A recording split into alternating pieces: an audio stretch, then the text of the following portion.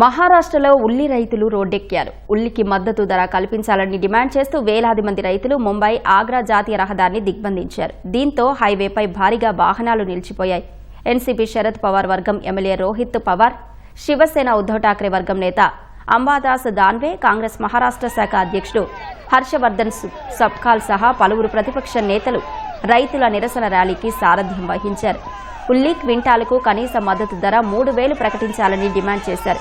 ఇప్పటికే విక్రయించిన ఉల్లికి 1,500 రూపాయల సబ్సిడీ ఇవ్వాలని, ఉల్లి ఎగుమతులపై నిషేధం ఎత్తివేయాలని డిమాండ్ చేశారు.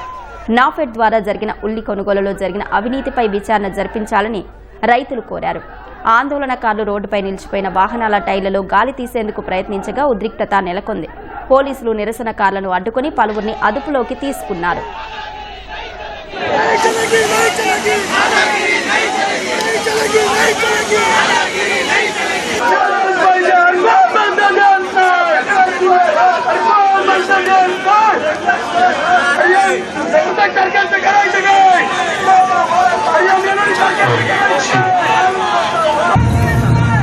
शिवाय राष्ट्र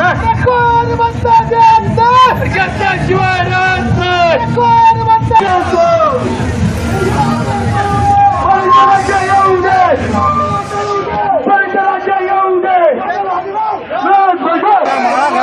हे सगळे नेते या ठिकाणी कांद्याच्या प्रश्नावर